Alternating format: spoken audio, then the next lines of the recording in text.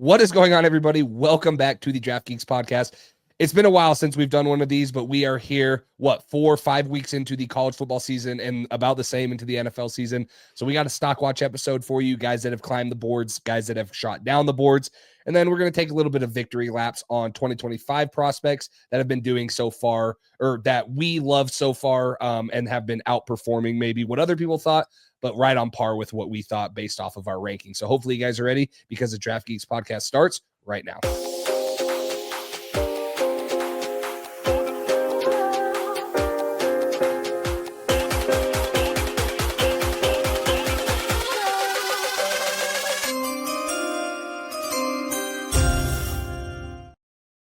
Welcome into another episode of the Draft Geeks podcast. I'm Max Showstack over at the Draft Geek, here alongside Jace Campbell over at Pat's Drive for the first episode of the Draft Geeks podcast in a while.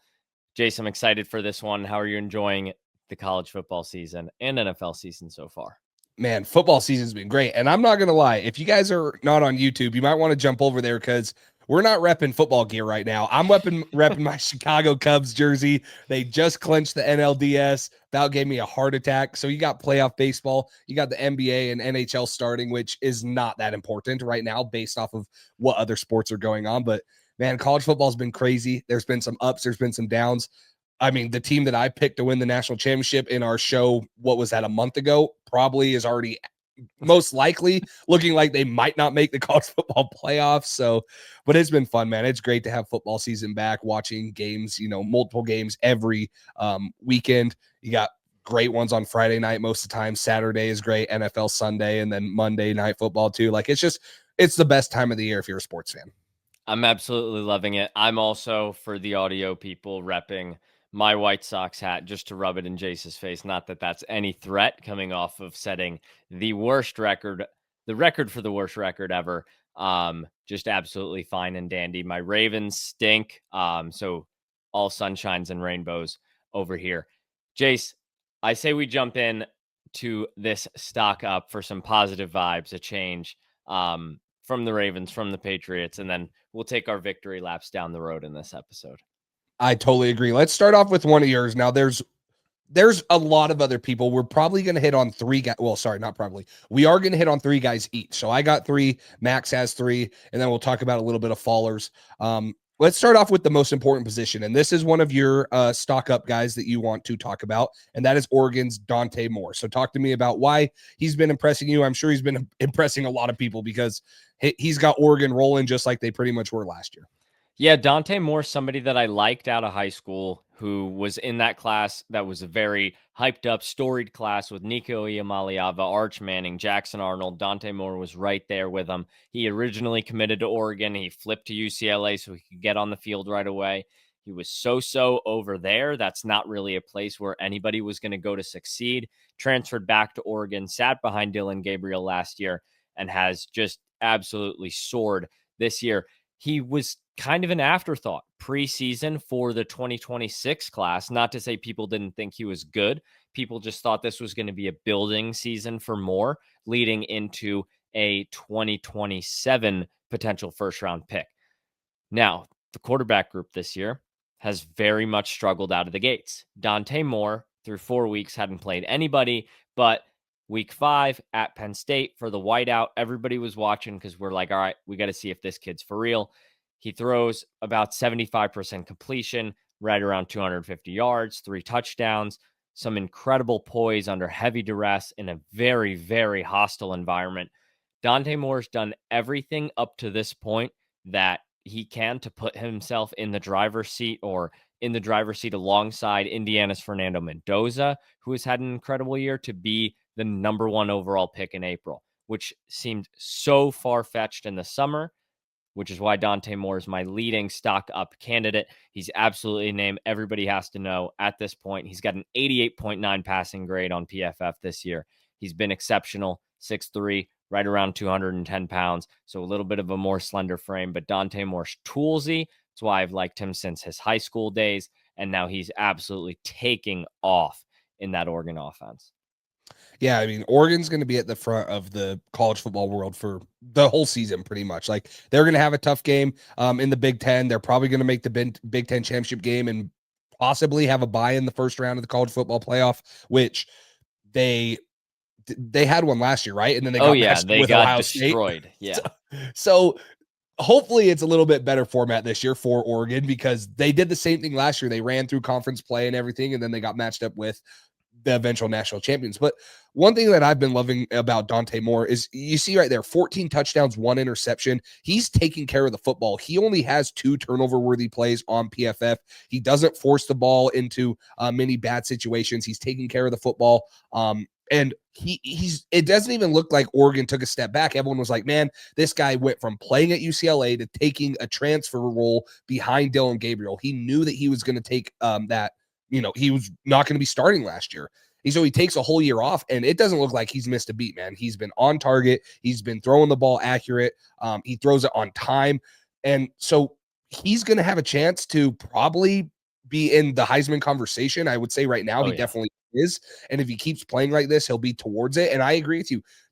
Everyone that we thought was going to be a top quarterback, we'll get into one of them here in a minute, but Cade Klubnik, Lenora Sellers could probably benefit from staying one more year. Arch Manning probably could benefit from staying one more year. Fernando Mendoza is one that's kind of stepping up. But Dante Moore's probably looking at it like, holy crap, if I go out and I win the Heisman or we win the national championship, his stock might never get higher. So he's one that we originally didn't have in our summer scouting episode, just not knowing what he was going to be. Plus, he didn't even play last year. And he's a guy that could eventually grow into a first-round pick because of the weak quarterback class that is coming in. So excited to see how he finishes up. Obviously, he gets lost in that recruiting class just because of the other guys that played earlier than him in his career. But then now he's balling out, and you're like, oh, yeah, this is why he was so highly recruited out of college. And this is why he went to UCLA, started as a true freshman. And then he was like, hey, I'm going to bet on myself and go to Oregon. And it's working out for him and Dan Lanning. So excited to see how that turns out for him. And if he can eventually push for the quarterback 1 or quarterback 2 spot towards the end of the year when we get into our full rankings and stuff. So one guy I want to point out, sticking on the offensive side of the ball, Mekhi Lemon. And this is a guy who, let me go look at, where'd you have him in our receiver episode? I had him at wide receiver 4. Oh, I can pull it up right now, but I think I had him at wide receiver 3. And because I have somewhat of a photographic memory with sports stuff, I remember we had an extra slide for him, which means one of us had him in the top 3. So I had him at wide receiver 3. You had him at 4. We were pretty aligned on Mekhi Lemon. He's exceeded expectations, though.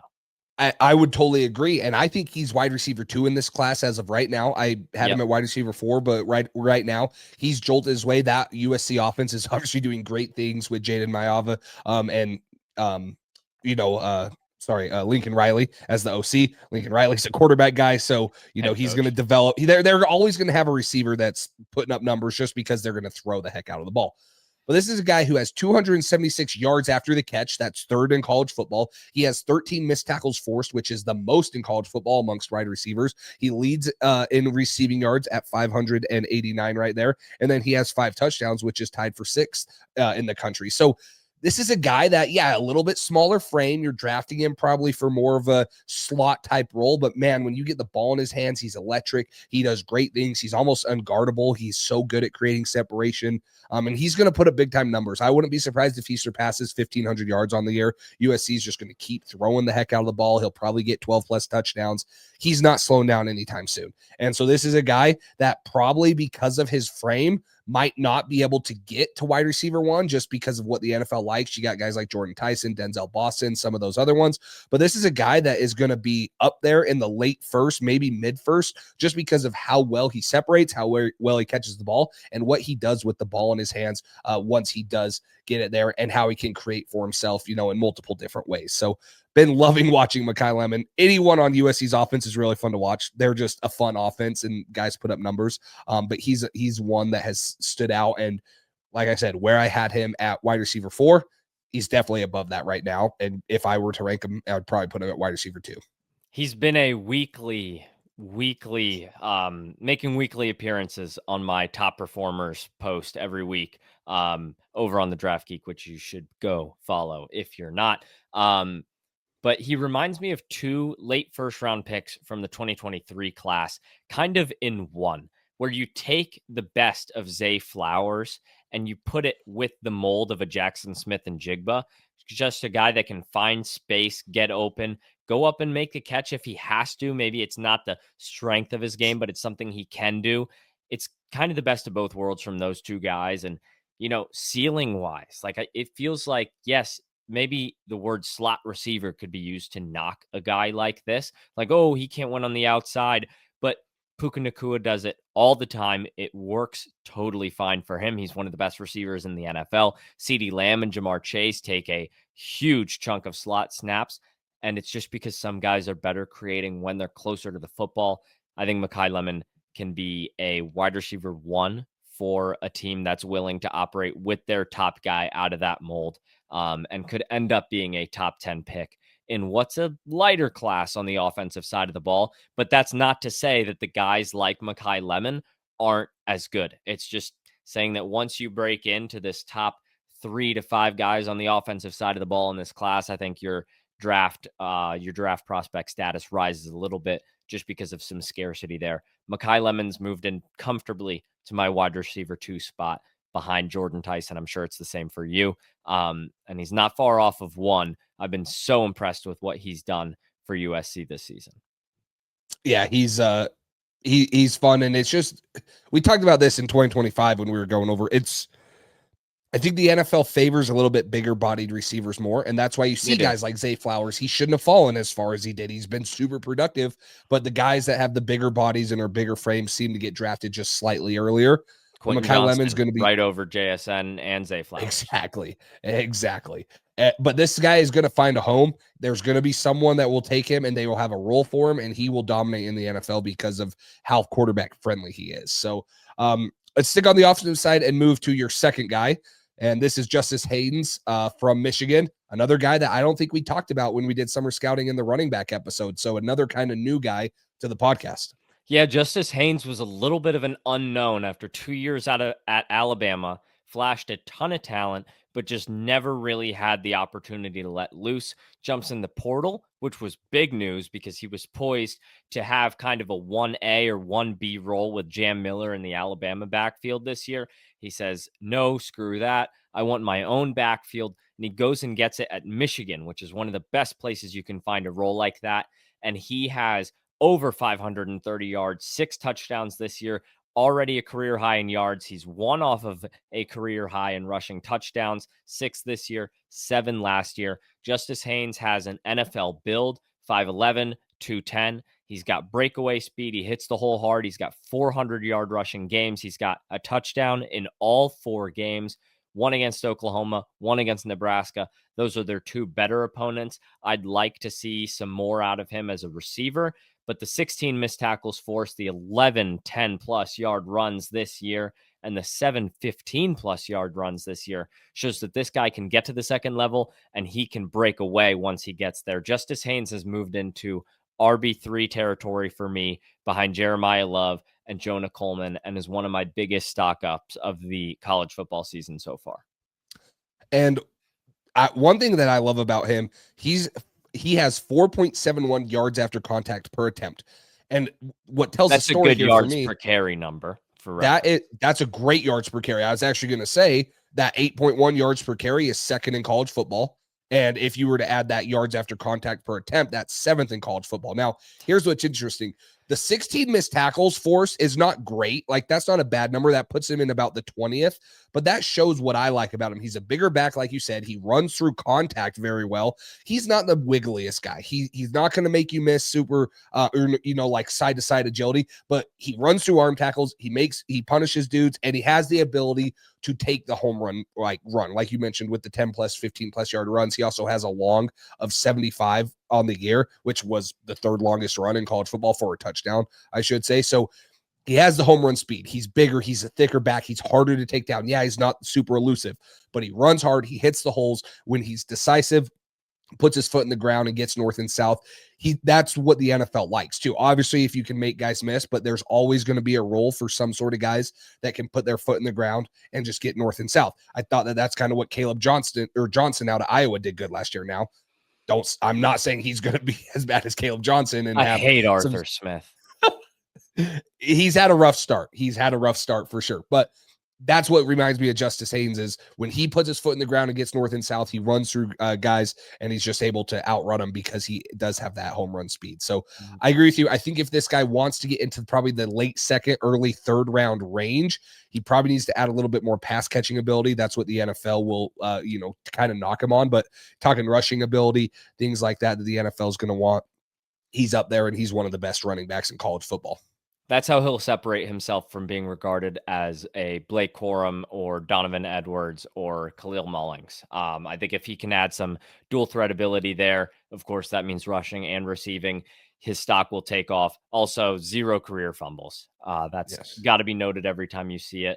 And I know this is his first year as a starter, so we'll see how long that number maintains. A goose egg, but has to be noted, and never going to knock somebody for that. Let's talk about our first guy on the defensive side of the ball, and this is probably one that everyone has.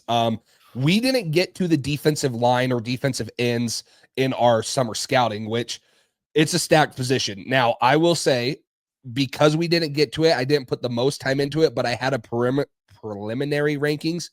I had this guy at defensive end 2, probably way too low. And that's saying he could only go at one spot. That was way too low. That's Rueben Bain Jr. out of Miami. I see your Heisman posts every week, and he's been on that for 3 or 4 consecutive weeks. This dude is a menace. He has a 95.8 PFF grade. That's not pass rushing. That's not run stopping. That is just PFF grade right there. Like, that is elite numbers. That's the best, obviously. He has 19 pressures on the season, 3 sacks. And then you see on the screen, if you're on YouTube, his pass rush grade alone is 92.3, and his run defense grade alone is 92.6. This dude has just put together an amazing season. He solidified himself as defensive end 1 as of right now, and probably all the way through the season. And Miami's defense, it's no 2001 when they had all those guys. But man, it's looking ferocious. It is back to kind of like, University of Miami, right? The defense is mean and stuff, and he is a huge part of it. Obviously, that they have a couple big games coming up that will be fun to watch, but they're in the driver's seat for the ACC right now. And I wasn't a believer of Miami. Losing Cam Ward, having Carson Beck come in where I sat on them, I was not a believer. But this defense and Rueben Bain Jr. has carried them so far to, what is it, the 4th ranking in college football right now, I believe. They're ranked 4. Might be 2, 1, 3, something like that. Yeah, it's in the 3-4 range but he has been a huge reason, along with that offensive line, who has guys that we could talk about that we won't talk about on this show, but I'm sure we will at some point. But Rueben Bain, defensive end 1, edge rusher 1, and probably going to take a lot to pass up because that's how good he's played through the first 5 weeks. Yeah, he's also heading towards potentially pick 1, depending on who has it, what the trade value is there. Rueben Bain's been incredible. Big time test this weekend at a Florida State team that loves to run the football. If you're watching on YouTube or heard Jace go through that, I meant to put up that pass rush grade and that run defense grade just so you guys can see how good he is at both aspects of the game. There's been a lot of edge rushers that have come out of the draft that are these pass rush specialists or run stop specialists. You can think of a pass rush specialist, maybe like somewhat of what a Mike Green was last year. And on the flip side, a Michael Williams, who was a better run defender. Rueben Bain's so good at both. It's going to be hard to pass up. Like you said, Jace, he is one of the more incredible defensive prospects that we've seen in a minute. Yes, he is. Let's stay on the defensive side of the ball and talk about someone in the secondary. Mansour Delane out of LSU. This guy's been all over now. LSU's having a great season so far. They've had a couple good big time wins.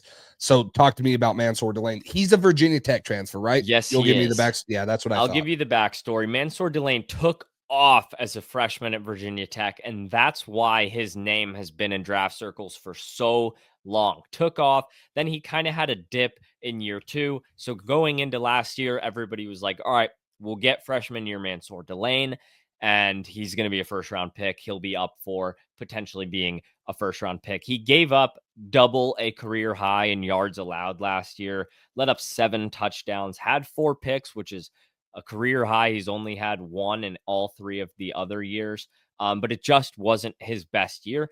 I think he would have been an early day 3 pick had he come out last year, but he entered the transfer portal, transferred to LSU, whose defense has been absurd.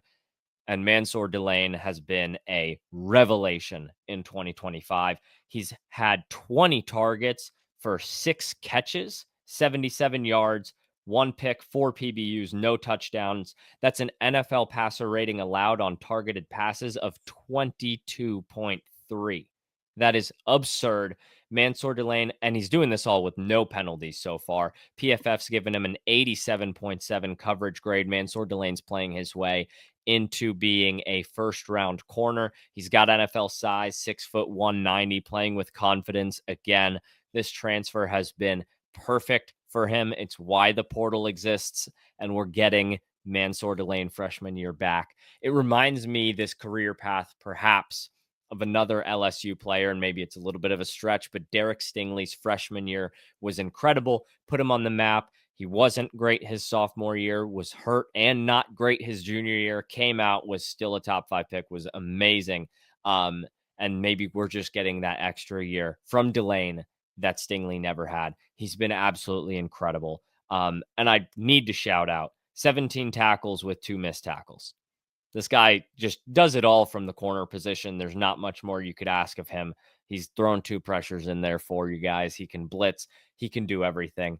Love the size. And he's, 4th-year guy, but he's not one of these 23-year-old 4th-year guys. He's going to be 22 on draft day. So I'm all over Mansour Delane. Think he could be one of the top corners selected, especially because summer scouting top corner consensus was Jermod McCoy from Tennessee, who we still have yet to see this year, banged up, dealing with an injury. So Mansour Delane is maximizing that time.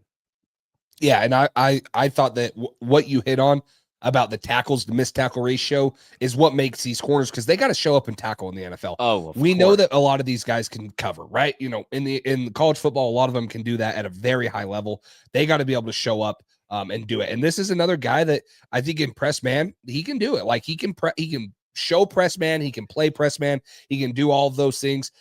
And he's doing it at a high level in the SEC against wide receiver or NFL talented wide receivers every single week in and week out. At least he'll get into it, right? He played Ole Miss last week, which they lost, but now he's going to get into some of those schedules where it's going to be tough. And yeah, I mean, he doesn't allow catches. He doesn't grab, and he's not, like he has great feet, moves them, mirrors. He's able to break on the ball with his PBUs and interceptions. There's going to be a lot of teams that are needy of a press man corner in the NFL because it's the hardest thing to do, in my opinion, other than play the quarterback position. And Mansour Delane's going to probably be the one that a lot of teams are going to turn to and say, hey, if he's not cornerback 1, he's probably quarterback 2. And if it's anything like last year, cornerbacks came off the board pretty late in the first round too. Like Maxwell Harrison came off. And same thing, a couple years ago where you had like Quinyon Mitchell come off the board. And then even in the early second, there's a lot that goes Cooper DeJean, Will Johnson, who should have never the best corner. I was going to say the best corner who wasn't a 2-way player went in the second round. So who? Oh, Will Johnson. Yeah. Yeah.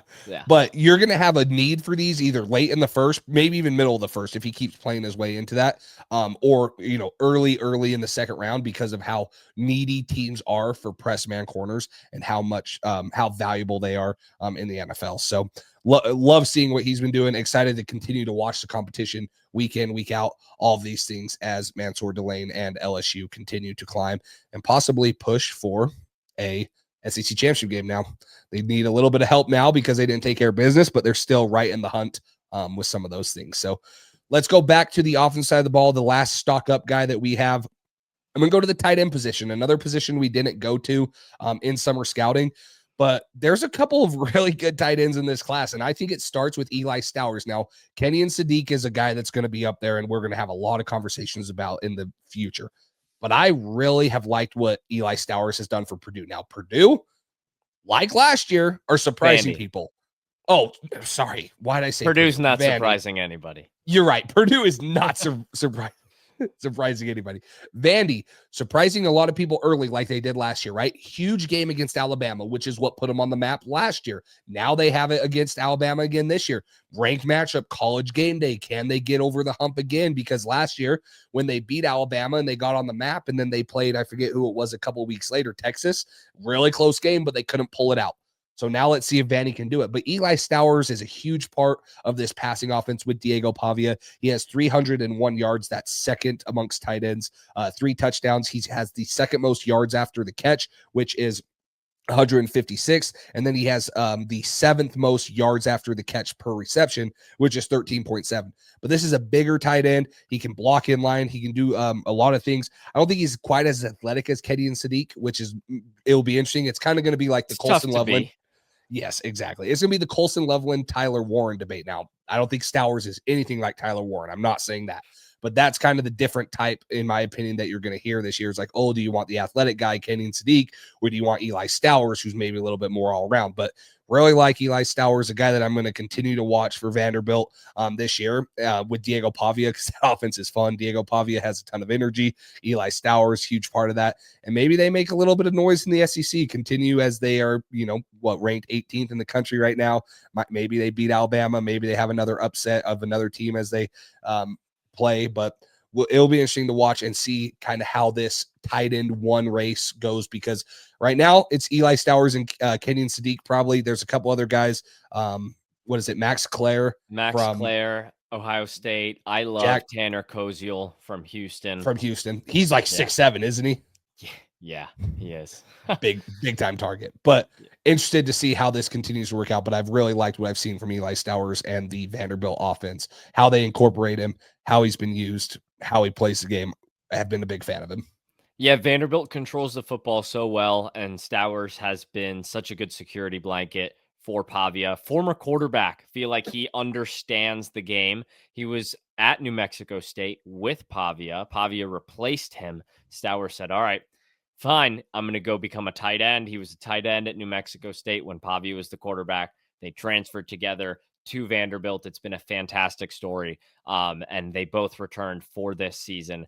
They're both maximizing that opportunity. So it's been very fun to see Stowers and Pavia grow together in Stowers into an NFL prospect. Are we time for stock downs? Yes, we are. And we can start with your guy, Drew Aller. So stock downs, we had 3 of the stock ups. We'll have 3 of the stock ups each. We'll have 3 total stock downs. I'll have 1.5. We can kind of cover it after Jace does his 2. But got to start with Drew Aller. And listen, the stock down isn't something we want to do this early into the season. The guy's played 4 games. He's got plenty of time to turn it around, and very well could.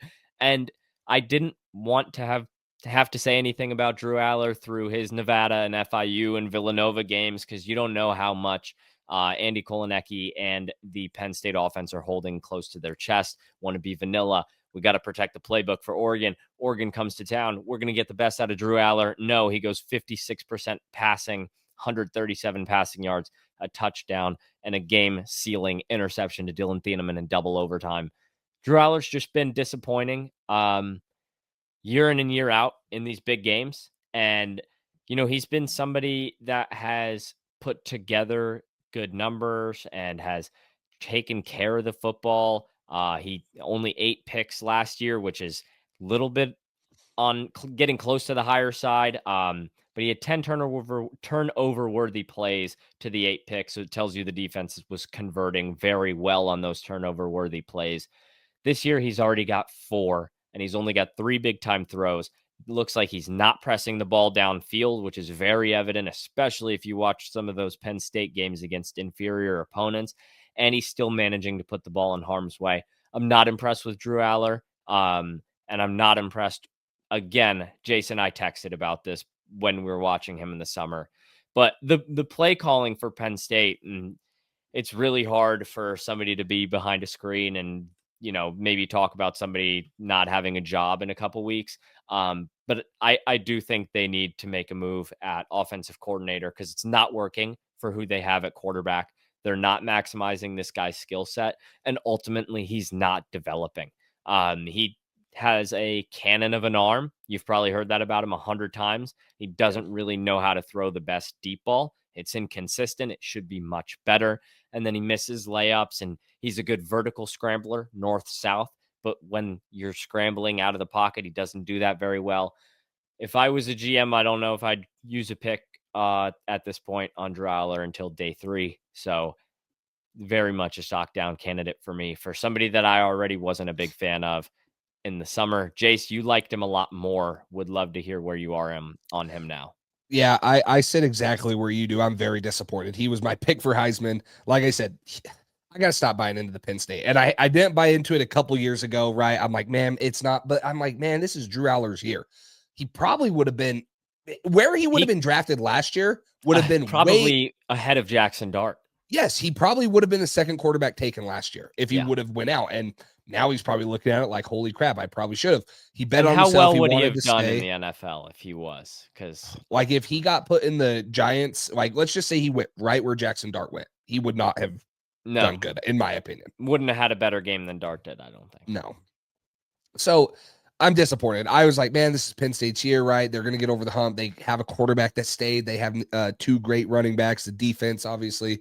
But the offense, not the offense. Penn State's always been, their offense has been disappointing, and it just continues to be that. Even with a guy like Drew Aller, who has every single intangible that you want out of a quarterback, big build, great arm, experience, they can't set him up for success. And he can't make the big time plays. He can't make the big time throws. The yardage is down. It's disappointing. I'm very disappointed in Drew Aller. I chose to believe in him and say, hey, NFL teams like him. I'm going to give him a chance. I like his arm. I like what he can do. I think that if, everything comes together, finally, he could have a big year in college football. And it just continues to prove us that, hey, I don't know if Penn State's for defense. Yes. And I guess Saquon Barkley, but for quarterbacks, man, I don't know. Trace McSorley was the best one in the last couple of years, and he was no NFL quarterback either. He was just fun as heck to watch. So I don't know. It's been tough for me to watch Drew Aller. He could easily rebound, right? Because Penn State, the expectations are off of them now. They're cooled. Everyone's like, man, see, they couldn't beat Oregon at home, whiteout game. He has a chance to bump his stock the next, 6 to 7 weeks and have a chance to make a Big Ten title game. We'll see how it goes for Penn State. It's going to be an uphill climb for them, but he has every ability to continue to rise. But right now, I agree with you. He's probably a late day 2. Someone will take a chance on him because of his arm talent and things like that. But probably if you're doing Jets, the draft, Christian Hackenberg all over again. Probably, yeah, you're right. If you're doing the draft right now, I agree with you. He's probably an early day 3 pick, and it's a little disappointing. I mean, he's averaging under 200 yards a game right now through the air. Yeah. What's good for him, and hopefully he's able to push through this rough stretch. They're at UCLA with the pressure off next week. He should light that defense up. They host Northwestern the week after. Pressure's off, obviously. They should light them up. They go to Iowa. That's where top 10 teams go to die. I would love to see him get through that game clean, because it's a major trap game, because they're at Ohio State. Well, they have a bye, and then they're at Ohio State, which raise the flags, top 10 opponent. And then they host Indiana a week after, again, top 10 opponent. So there's a lot of games where he's going to need to perform. The schedule lightens up for 2 weeks. Iowa, then a bye. I need to see something. I need to turn around, because I'm not going to I personally won't be on the benefit of the doubt side going into the draft. Giving Drew Aller the benefit of the doubt for the tools. That won't be. Yeah. That ship has passed for me also. And I can say it because too much. I've seen one. It's almost better. Like I'm more comfortable doing that without having seen what I've seen this season. Yeah. But no. And I'm a Drew Aller guy. And for me to say that is kind of where I'm standing. I'm like, I got to see it now. I don't believe in the tools anymore. He has them. They're not going away, but man, there's toolsy guys everywhere in college football. Joe Milton's got tools, right? He does. Anthony Richardson had tools, and we know where that one went. So he still does. He still does. They don't lose them. Lose them. But yeah. So let's go to another quarterback. Another one. I mean, I believe you chose him for your Heisman. He was my Heisman pick, Jace. This is a daily double for us. I mean, Clemson was my pick to win the national championship. So they were my pick to lose the national championship. Well, we just shouldn't pick anymore because we suck. Or talk about our preseason predictions. Or we will pick. You guys just don't place money on anything we say. Yeah, don't do that. We're not betting advice. So if anything, do the opposite. But I mean, Clemson, the most talented team in the country, probably most talented roster, and they've been very disappointing. And it starts with Klubnik. Now, Cade Klubnik, a little bit smaller quarterback size wise. He was one of those guys that people were probably going to have to see a ton from, just because he doesn't have the frame of Drew Aller. He doesn't have the Arch Manning frame. Now, he's not a Bryce Young size. He's not dealing with that, but a little bit smaller that people would deal with. And he's just been disappointing, man. He puts the ball in harm's way too much.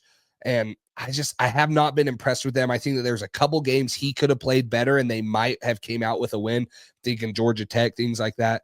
But Clemson's playing down in general, and he's not doing anything to help them, in my opinion. 60% completion percentage is just, it's not going to cut it. NFL guys are going to want to see that above 65 at least, probably even close to 68, 70. And he's got to get the touchdown to interception ratio down. It just has not been good, not taking care of the football and things like that. Now, Clemson could go on a crazy run and have a chance to win the ACC because if I'm thinking right, they haven't lost an ACC game, right? They have not lost Just a conference two game. of them. Wait, Georgia Tech, obviously. And Syracuse. I forget Syracuse. I forget they lost to Syracuse, bro. So they're probably sitting on the back end. One of the best days ever. You're right. Yeah, I forgot that they lost to Syracuse. Crap. So, but yeah, they're probably sitting on the back end of looking into the college football playoff. And so we'll see how it goes. He can still put up numbers because he's great, but I just have not seen it intangibly from him. Again, there's been guys like Fernando Mendoza, John Mateer. There's been multiple other quarterbacks that have outperformed him. Sam Levitt is starting to come into his own. There's been multiple other guys that I would continue to put above him, and I had him at quarterback 3 going in to this year's class. So he kind of sits in the same boat as Drew Aller. A little bit disappointing, high expectations, don't know what's going on, but got an uphill climb for sure going into the draft. Yeah, they'll need a him moment from Cade Klubnik to run the table in the ACC, to have a chance to make the ACC championship game, to have a chance to right the ship and make the college football playoff at 9-3. And just speaking of those him moments, like I know it's a corny phrase, but through 4 weeks, you've had 3 opportunities if you're Cade Klubnik, 3 to say, all right, we're down. I am Cade Klubnik. I am a potential QB1 for the 2026 draft class, and I'm going to turn it around in a home game in front of my home crowd against LSU, and we're going to win this game. Did not happen. They scored 10 points. I am down on the road. My team needs me to Georgia Tech. I'm getting outplayed by Haynes King, and my team needs me. Let me turn it around. Let's turn it around, get the lead, lose. Didn't do it. We're at home. The season's on the line. We no longer control our own destiny and our own conference. If we lose this game to Syracuse, I'm probably the best player on the field. We just got a lightning delay. Let me regroup. Let me come out of this lightning delay a better player. No, we get destroyed. So it's almost been double losses on these 3 losses for Cade Klubnik, because he's had a chance to do what good players do and he's failed. He's 0 for 3 on all 3 of those. And it's another one of these guys. Like you talked about Bryce Young. Obviously, he's not dealing with the same frame limitations, but it is a similar prospect where you need to see that much more intangibly. You need to see it more between the ears. You need to see it more from a precision standpoint to be in, just because they're deficient in those toolsy aspects. He's got the mobility. We haven't seen too much of it this year in the ways that it was fantastic last year. And then the precision's not there this year, not at the level it needs to be for me to be in on him as a first round pick. I think him and Drew Aller probably have fallen out of a lot of people's top 50s, let alone first rounds. So I'm all aboard with you on this major stock down. These are the 2 major stock downs from this quarterback class. Been a lot of ups and downs. I think these are the only 2 who have really tanked their stocks this year. Yeah, it just has not been good. Look at them go. We know so much. It's been so bad. So let's talk about one more guy, and then you have what you said, a half a guy. So we got a graphic for one. That was the half a guy, the quarterback position there. And we'll talk about this kind of jointly because this has been taking over the news. It's another classic story, kind of like what we saw with Matthew Saluka last year. Mekhi Hughes, back-to-back 1,300 plus yard rusher at Tulane, transfers to Oregon, and through the season, he has 17 carries for 70 yards, no touchdowns. And he says, I'm going to redshirt to preserve his year. He's probably not coming out of the draft class. But this is a guy that, because of the production he had at Tulane, a lot of people were excited to see him make that step up. He had a 90.9 rushing grade last year. He had 61 missed tackles forced. He had 36 explosive runs of 10 plus yards. He was just a short, stout, 5'11, 200-pound rusher that looked dominant at the group of five level. Now, I still believe Mekhi Hughes is a very good running back, and I'm a little disappointed that, one, he's not going to have a chance to play at that level, and he wasn't being used. So it's obviously like, it's not like he's getting screwed. I'm not saying that, but I was excited to see him make that step. And now we're going to have to wait, see if where he ends up transferring. But this is a guy that's been super productive in the college football. We're excited to see what he would do at probably the biggest program in college football right now, against some of the best competition in the Big Ten. And he's probably not going to enter the draft this year, and he's going to be in college one more year. So huge stock down for him. I actually had him on my stock down list before he announced he was going to transfer. When me and Max talked about this, we knew that we were going to do this. I had him on there, and it just happened to be he transferred. But even then, I mean, with the stats right here, you just knew he wasn't getting the opportunities, all those things. And so a little bit down on Mekhi Hughes, and hopefully he has a bounce back year depending on where he ends up, because he was a good running back for 2 years at Tulane. I still think he has it in there, but it's not going to be this year, and it's not going to be in the 2026 draft class.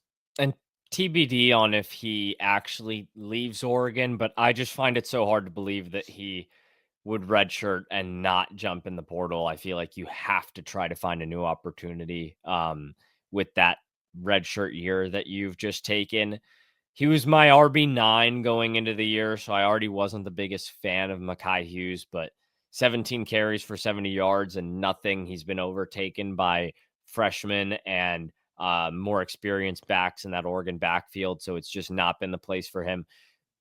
Kudos to him for saying this isn't going to be how my season goes. I'll redshirt and preserve the year, because it clearly was going to be an uphill battle for playing time on an excellent Oregon team. And hopefully we hear all good things about how he, is in that locker room as somebody that won't be playing for the rest of the season and may not be back with the Ducks in 2026. And somebody that, you just hit Control C, Control V into the next year's spreadsheet. But yeah, it's been a disappointing year for Mekhi Hughes. Yeah, and we'll see where he ends up. Like I said, I'm really interested. I'm interested to see if he goes. He'll stay at Oregon. No, I don't either. I mean, and I don't know how you can. Yeah, I mean, he can. So tough. He totally can, but it is just so tough. Yeah, I agree. And so it'll be interesting to be like, hey, where does he go? Does he end up going back to the group of five programs Texas or whatever? Tech. Calling my shot. Texas Tech. There you go. That wouldn't be bad. So, okay, let's talk about two new players that we are excited about that how do we word this? That we weren't super aware of, or maybe weren't aware of at all? Maybe we didn't even know who the hell they were before the season. I didn't even know that this guy existed. I didn't know who the hell my guy was, but you knew who he was. I actually knew both of them. And I'll tell you why, but start with your guy. New Mexico's Keyshawn James Newby. So I have to shout out our favorite podcast, the NFL Stock Exchange, on this one. Their very own Connor Rogers brought Keyshawn James Newby into my world through 2 weeks of the season. He was impressed with his tape against Michigan in his week 1 opener, where James Newby tallied a 72 defensive PFF grade and 3 pressures with 3 tackles. Keyshawn James Newby, it's only been up from there.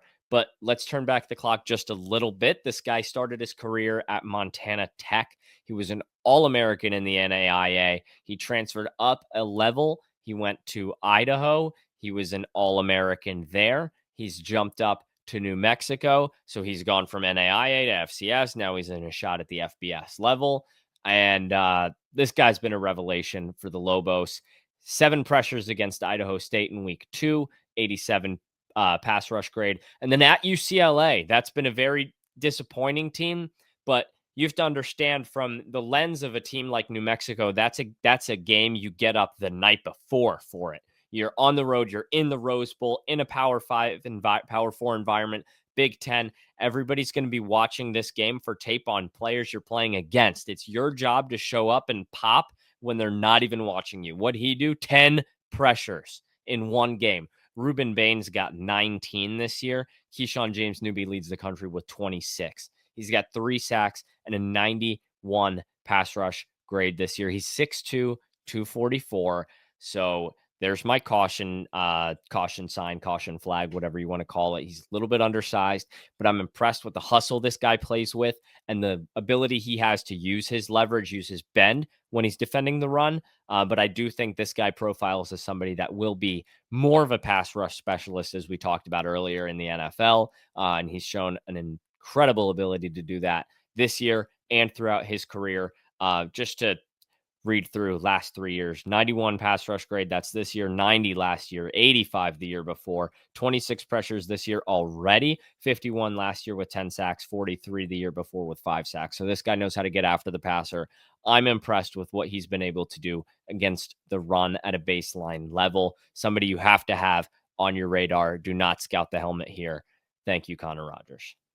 Yeah, and this is a guy that we played last year at the University of Idaho. You know, if you know where I'm at in the Big Sky, we played him. And I actually knew, I had a friend that was at Carroll College who knew about him when he was at Montana Tech. And so they're like, oh yeah, this guy's really good. He followed Coach Eck from Idaho to New Mexico.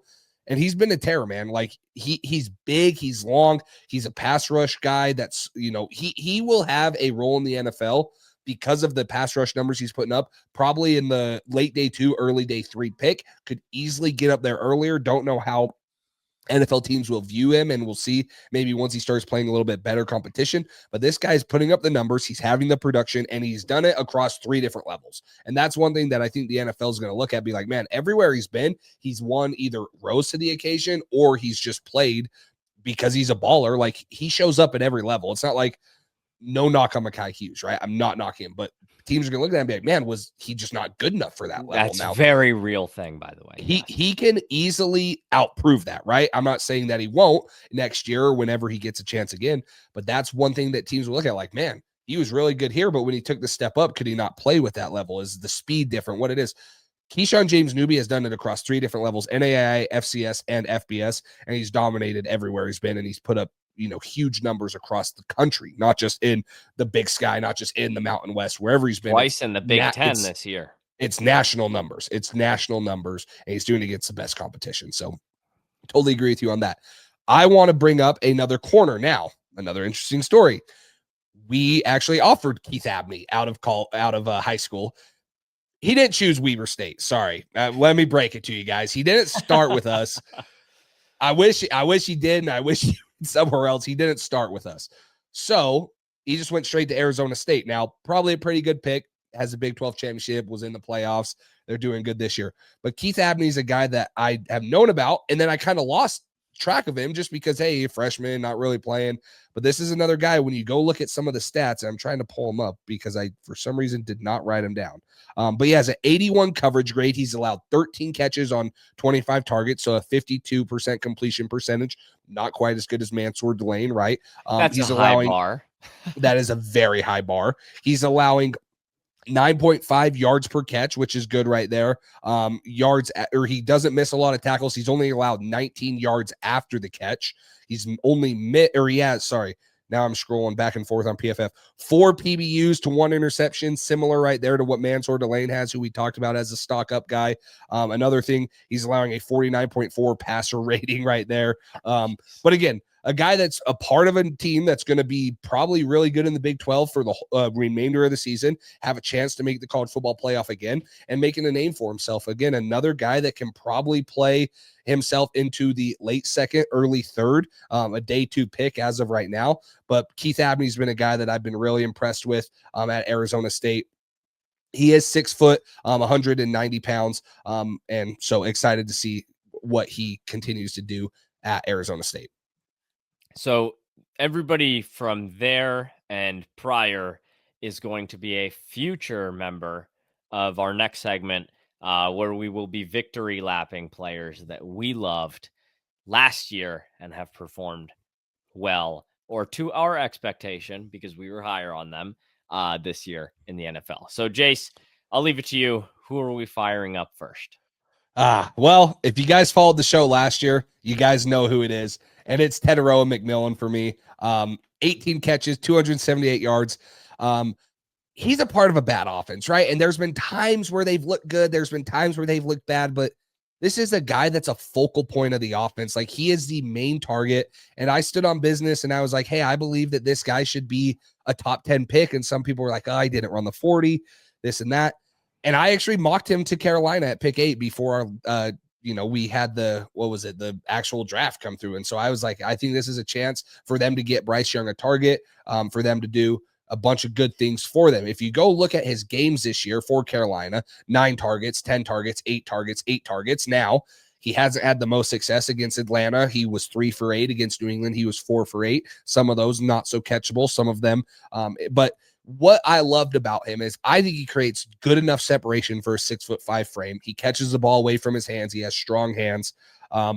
Still looking for that first NFL touchdown. But I think that Teteroa McMillan, for as bad as the Carolina Panthers have been and as bad as the offense has been, has proven that he was worthy of a top 10 pick. And if they can get it going with Dave Canales and they can get Bryce Young back on track like he was towards the back half of the season in 2024, he's going to be putting up big time numbers throughout the NFL. So really like what I've been seeing from Ted. I had to watch him play the Patriots last week and I was scared to death, even though we had Christian Gonzalez back, just because when he's on the field, you have to play him differently. Like, his frame, his skill set, he's just a different beast on the field. And Carolina, hopefully they figure out how to use him and they get that offense rolling, because he's going to be a weapon in the NFL if used right. Tet's exceeded my expectations. If you followed our show, I was a little lower on Tet, had an early second round grade on him, and my bet would be that he falls somewhere in between where Jace had him and where I do. And just hopefully for Tet, it's not just because of the Panthers, but it is not the best situation that he's been in. But he has managed to be a bright spot in an injured / disappointing receiving core outside of himself. And he's been available for Bryce Young, who has struggled. Dave Canales' team has struggled, but Teteroa McMillan's been a bright spot. And if they're able to turn it around on the offensive side of the ball against anybody other than the Falcons, I would imagine that a lot of that is through number 4. Totally agree. So let's move to your guy. And we were both high on this guy, but he fell in the draft and he went to probably the best situation, Jihad Campbell. He was number 6 on my board, so I was very bullish on Jihad Campbell. And he fell to 31 to the Eagles, which is just crazy. He came into the draft with a shoulder injury. Like, people heal, right? They have access to like the best modern medicine. And Jihad Campbell's healed, and he did before the season. He's played weeks 1 through 4. He's tallied an 86.7 tackling grade this year. He has missed 0.0% of his tackles so far this year, and he's doing it all as a cover man this year. He's doing it well. He's doing it from a pass rushing standpoint where he's starting to get involved with a pressure in each of the last 3 games. He's tackling very well, as I mentioned. Overall, just been an amazing player at the linebacker position for the Eagles. Could not be more excited for a player that I thought was a top 10 player in the class last year, labeled him as one of my guys, and he has nearly exceeded my expectations, although I thought that this guy could be an all-pro level talent, and right away he's been unbelievable. The Eagles got an absolute steal in Jihad Campbell. He's in an incredible situation, which very much helps, but he's been awesome. Yeah, and I think we all knew it. Like, his size, his combination of speed and ability to play in coverage. Such an easy tape watch last year. Howie Roseman masterclass for the 18th year in a row. And is it even a masterclass? Like, no, it's but a disaster class by a lot of other GMs. And Howie Roseman was like, I mean, if you'll twist my arm, I'll take Jihad Campbell. Oh, right? man. Okay, fine. If you want me to. So let me talk about another linebacker, because Jihad Campbell's been great. But this is another guy that I was high on too, Carson Schlesinger. Well, Jace is going to figure out his mic. I'll take it real quick because Jace and I were both very high on Carson Schwessinger. He's got 32 tackles this year. I'm waiting for Jace to interrupt me any second now when I'm able to hear him. But he's got a sack this year. He's got an 84.1 defensive grade. And not too many people have watched Browns football this year, but that defense is arguably yes, I said the best defense in the NFL. They just happen to be on the field 24/7. Carson Schwessinger's been a monster in the middle of that defense and does not look like a rookie. Sorry, guys. I should get a new XLR cable because every time I hit my mic, for some Nobody reason, it noticed, disconnects. Jace. Nobody noticed. Whatever. So, but yes, you did a great job covering him. I had him at 45th on my big board. Now he was the first pick in the second round, so even I was low on him based off the NFL. But the reason I love this guy so much going into college is I'm like, man, this guy flies around. He makes plays. He's going to be a special teams ace. Forget that special team stuff because this guy's just making a name for himself on defense. He's the 8th highest graded linebacker on PFF. Like you mentioned, the Browns defense has been way better than what everyone thought he was. He's been getting to the passer too. He has 3 total pressures. He has 1 sack on the season. He's a little bit up there in tackles too. I mean, the most right now in the NFL is, or amongst linebackers, is 35. Well, sorry, that's assists. So if you were to add in totals, that'd be a little bit different. But I mean, I was high on this guy, and the NFL was obviously higher than me, but it makes me happy that he's doing good out there because I loved him. I had him as my clear linebacker too, going into it. And again, is that without Jalen Walker? Just so that's without. Yeah, I had Jalen Walker, and me too. edge. He was LB3 for me, LB2 without Jalen Walker. Yeah. But he's only missed 2 tackles on the year too. I mean, we talk about 32 tackles. He's only missed 2. I mean, Bobby Wagner's missed none. Jahad Campbell's missed none, who we just talked about right there too. But he's not missing tackles, which is great for a rookie too, right? You're like, oh man, is it too much for him? No, he's coming. He's changed the dynamic of that defense. He's been great there. So huge props to Carson Schwessinger because even for me, who was high on him at 45th on my big board, and I felt like that was high for a lot of teams, he went 33rd overall, and he proved everyone right as to why he should have been the first pick in the second round. So really good job by him, and continue to watch him ball out, hopefully change that Browns defense like he has in the first 5 games. So let's go to your wide receiver 1. You stood on bit. Well, are we counting Travis Hunter? We'll throw him out, but your wide receiver 1 other than Travis. He's going to get, I'm pretty sure. Now I'm forgetting.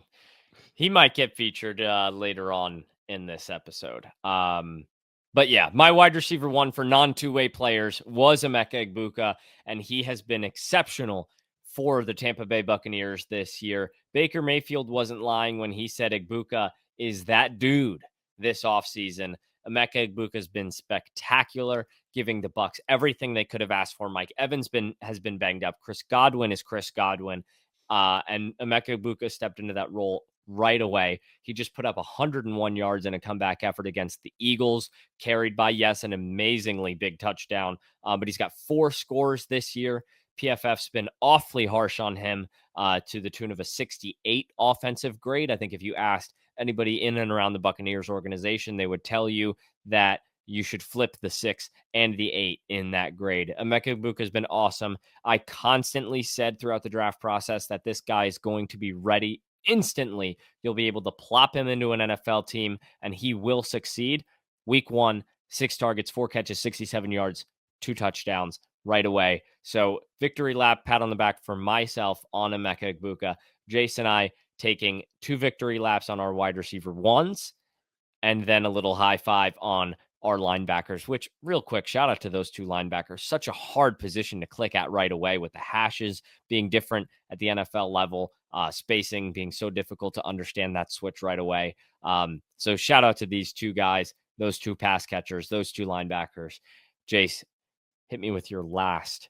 Well, I wanted to comment on Emeka Egbuka because I was a big fan of Egbuka too. Like I had. I'm not leaving you out of that. Jace big on Egbuka too. You were higher. You were higher than me. I'm not going to say that, but like I knew Emeka Egbuka was going to just be a solid NFL player, and he's been better than that. Like he went to a spot that we're kind of like, whoa, right? Like Mike Evans on draft Chris night. Godwin, wow, and Jalen McMillan was an amazing rookie last year. He's on the IR with a neck injury.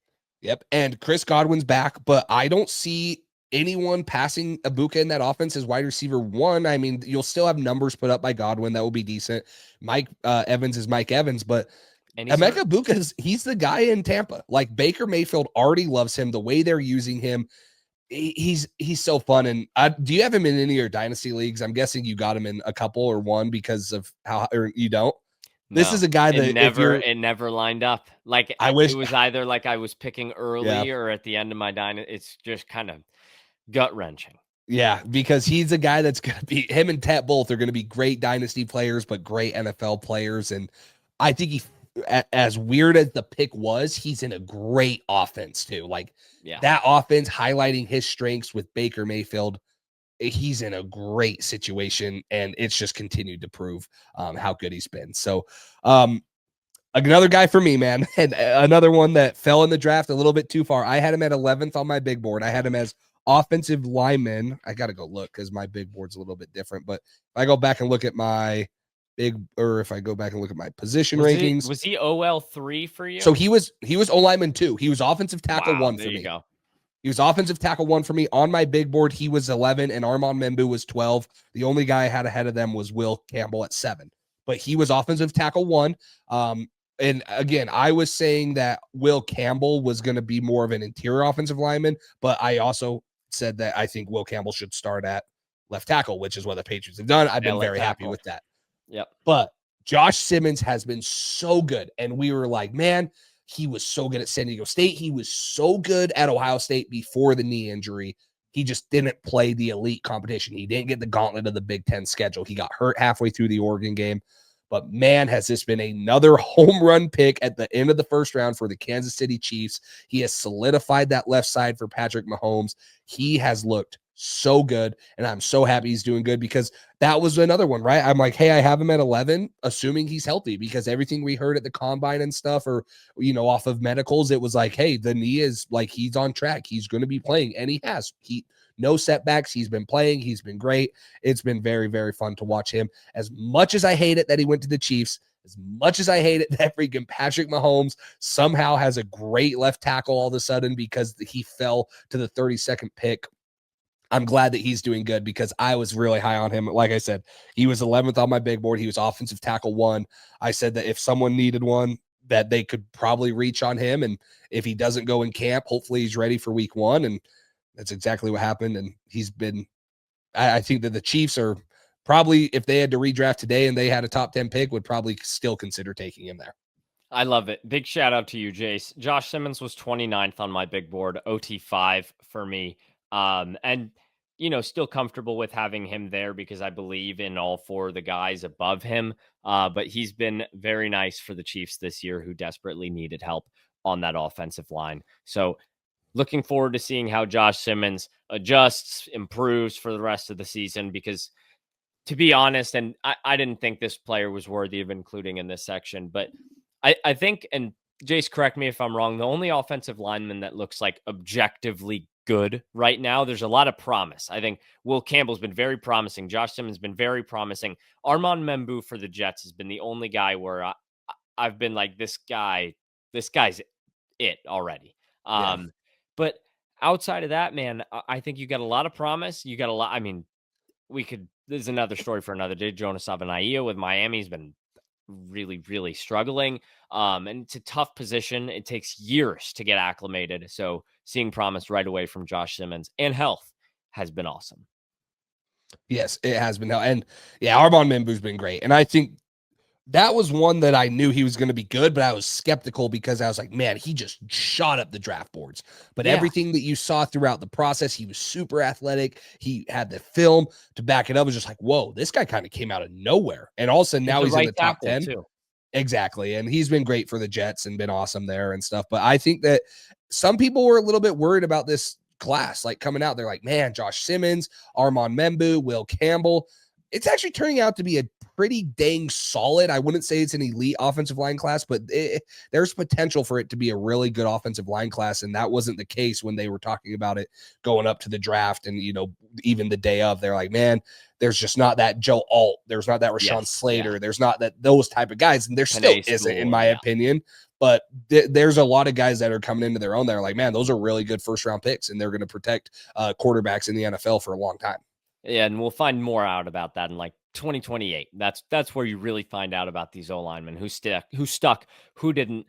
Last guy I'll talk about is Torrey Horton, somebody that we didn't talk too much about on the show, but somebody that I had as a diamond in the rough for a while on my page. And then, during the draft, after day 2, posted another post about potential stars on day 3, listed Torrey Horton, somebody that was explosive throughout his college career and then suffered an injury in his last year at Colorado State, which brought on a lot of health questions. You didn't know when he was going to be back, so he slipped on boards because there was a lot of rise from mid-tier wide receivers, some fall from guys that maybe were regarded highly and slipped, but you kind of had to keep him above Torrey Horton because you didn't see anything.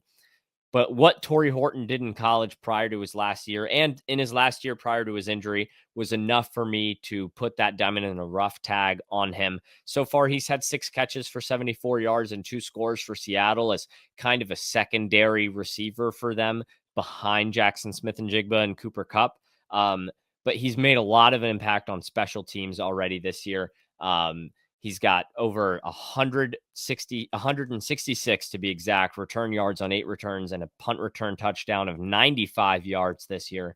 So Torrey Horton's making a massive impact and showing that he has some true staying power in that Seattle Seahawks offense. Didn't tally his stat against the 49ers. And to be totally frank, I have no idea if he played in that game, but in the 2 most recent games where he's recorded a target, it's been 4 targets, 3 catches, 32 yards and a score, 4 targets, 2 catches, 32 yards and a score. So Torrey Horton's getting involved. He's getting involved in the red zone. And I think his role is only going to build as he gets more comfortable in this offense. Yeah, totally agree. And he's been fun to watch. He's had special teams value. He's been great there. And again, it was really just like, holy crap, the knee or the injury that he sustained was a huge question, kind of like Josh Simmons, right?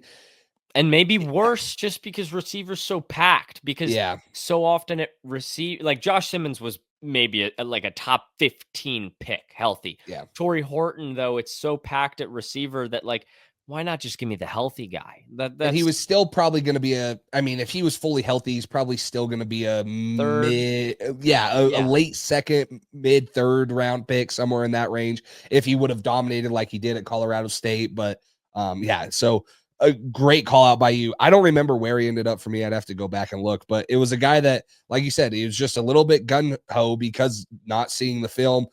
Based off of how he did, you didn't get to see any of the testing stuff. You saw the 2023 stuff. 23 and 24. Yeah, 23 was explosive, though. Where he was really good. And you're like, man, if this is what you're getting, you don't know. And Seattle knew, and they've gotten him right back up there. So last segment of the day, we're going to talk about NFL rookies that we are super pissed about. NFL teams are screwing them. We know better than them. What the heck are they doing? I'll start off with mine. That was Jaden Higgins. And again, these guys are rookies, so they still have time, right? We're comparing these guys to Emeka Ibuka, and we're comparing them to the guys that have instant impacts. And we're not saying that they're not going to have it, but just guys that we thought would maybe have a little bit more based off a draft position, where they were taken and things like that. Mine's Jaden Higgins, obviously the Iowa State guy that went to, one of the Iowa State receivers that went to the Houston Texans, but just has not been incorporated into that offense. And I feel like that offense kind of needs a shot in the arm. Nico Collins is great, but Houston needs that. They don't have a running game unless Woody Marks continues to break out, which he did last week, but they need Jaden Higgins to come through. He could take a lot off of Nico Collins' plate. They traded John Mechie. They don't have a Tank Dell, so they need another receiver out there. They got to get Jaden Higgins going, in my opinion. And it's a guy that I was super high on. I ended up having him at wide receiver 5, I believe, or maybe even 4. I think I had him at 4, but he ended up at 24 on my big board. So I'm waiting for Houston to use him. I'm waiting for CJ Stroud to get comfortable with him, take some or give him some targets. I don't want to take him away from Nico Collins because Nico Collins is a top 8 receiver in the NFL probably, but he needs help. And if Houston wants to get back to where they were in CJ Stroud's rookie year, they need guys like Jaden Higgins to take that step to help Nico Collins, because they just have not been that dynamic since CJ Stroud's rookie season. So Jaden Higgins is one that I'm mad about. Hopefully halfway through the year, he gets going, gets a little more comfortable. They incorporate him more, but that's mine right now. I'm with you. How long is it going to take to set Jaden Higgins up on the outside opposite Nico Collins and have Christian Kirk and Jalen Knoll rotating in the slot and using Knoll for some gadget stuff to get this struggling offense going? Feels like they've got the tools. They're not really using them. That'll be a nice segue. Take me over to Travis Hunter. This feels a little bit early for like some potential alarm bells, and I'm not sure how much it has to do with Travis Hunter, but as weeks go on, it's getting slightly more clear to me that Jacksonville doesn't really have a plan here. I think Jason and I made it very clear. We like Travis Hunter as a corner better than we liked him as a receiver, and that's not to knock him as a receiver. He would have been both of our, I think, definitely mine, maybe your wide receiver too, if he was just a straight up receiver. But I think they're bouncing him around too much. It seems like it's week to week with his role. They play Monday night this week. So depending on when you're listening to this, maybe they absolutely let him loose against Kansas City on Monday night, or now the entire nation knows that Jacksonville is still up in the air on what they're doing. But my 2 cents on it is you have to let this guy play corner. You have to let him get comfortable there early in his career, whether it's in a nickel capacity or on the boundary. Let him play there. It is so much easier to pop this guy in for a jet sweep and then ask him to run a decoy go or a decoy seam clear out route, and then throw him a screen and incorporate him for 10 plays on the offensive side of the ball. But I think you have to get him comfortable on defense first, and then later on in his career, you can make any adjustments you might need. But Jacksonville seems to be a little bit all over the place here, trying to just randomly mix him in to play loose zone on Tedero McMillan and give up a first down. I don't know, Jace, if you saw that clip that was everywhere, but just slightly disappointed with this. And, it's a little early to call that out. But this was my number 1 overall player in the entire draft. So I'm expecting more, and I'm expecting a lot more, and I'm expecting it fast. And let me ask you this. Are you expecting more on the offensive side, or is this both? Because some weeks he's had more offensive than defensive snaps, and then some weeks it's been vice versa. Now, obviously, he just has not had the numbers offensively, but you had him as the number 1 player overall, but number 1 corner, number 1 receiver. Are you disappointed at both sides of the ball, the usage? Like, where do you want him to be? Because I think a lot more people in the NFL want him to be a receiver just because of how that position in general, how fun it is, fantasy value, whatever. Are you more mad about offensive or usage, or is it just in general? I think it's a little bit defense for me. I think I want him, and this Jacksonville defense has been fantastic. But I want him playing on the defensive side of the ball. And that was my stance pre-draft. But just because early on he has to get comfortable there, it's so much harder to learn comfort at corner in the NFL than it is receiver. So I wanted him to be a corner right away. I still want him to play corner, mix in on defense, maybe go blitz the quarterback. But I think they have to figure it out. I brought up the possibility of having this kind of week to week, depending on who you're playing, mold later on in his career. I don't like it as a rookie. I think they got to get this guy comfortable, or this could be regarded as an experiment in a couple of years down the road, which is not what you want. And the other thing that people... I agree with you. And I was more on I just think he's going to be a really good corner in the NFL. He'll be fun to watch on the offensive side, but the other thing that's weird about Jacksonville, and I don't know where it is, but they got to get Brian Thomas Jr. going first off too. Holy crap. Yeah. So that's where the other thing is like, man, I love Travis Hunter as an offensive player too. Maybe. I don't know. But too much thinking on how to involve Travis, that BTJ's fallen out.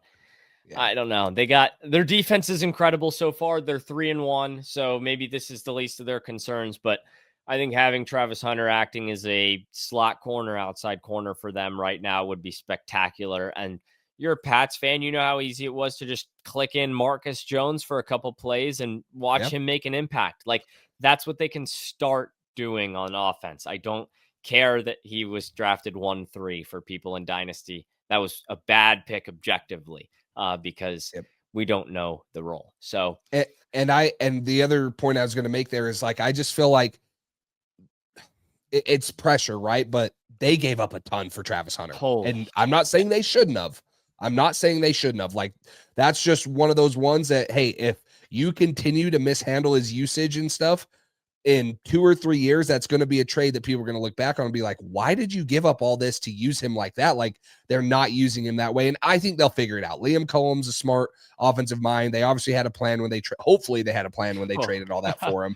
But right now, Cleveland's like, holy crap. We got Mason Graham, we got a future first, and we got, a lot better because we have Carson Schlesinger too. We have Quinshot Judkins. So we'll see how that works out. But the trade up for him also is another factor that you're looking at and like, man, hey, it was worth it at the time, but you got to make it worth it now and continue to use him, have a vision for him. So it'll be interesting to see how they continue to use him. Now I'm even more pissed. They traded up for him and they don't know what to do. I'm sorry. I didn't mean to ruin it for you. Well, every good show ends with a little rant about AFC South teams. Titans fans, we left you out of it. That's probably a first for them. People are frustrated with 2 different AFC South teams, and the Titans are left out. Shout out to the Colts. They've been incredible this year. Jace, any closing words before we wrap up what was an entertaining stock watch / victory lap episode?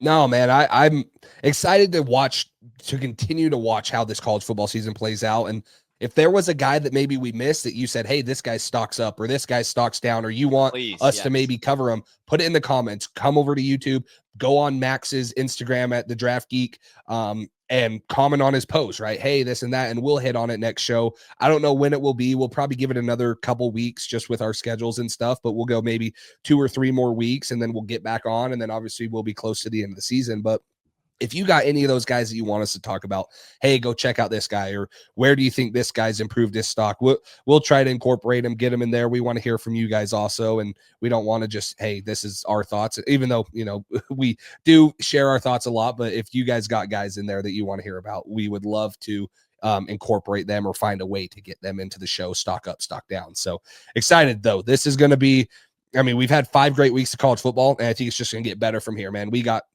conference play starting up or heating up, and you got a lot of fun matchups coming up in the next 3-4 weeks, and it's going to be fun to continue to watch and see where these prospects go, see how much they continue to climb or decline, and where we end up here in 3 months when we really do jump into the draft process. It'll be exciting. I'm looking forward to it. We thank you guys for listening. Make sure you guys are subscribed, and we will see you guys next time. Peace.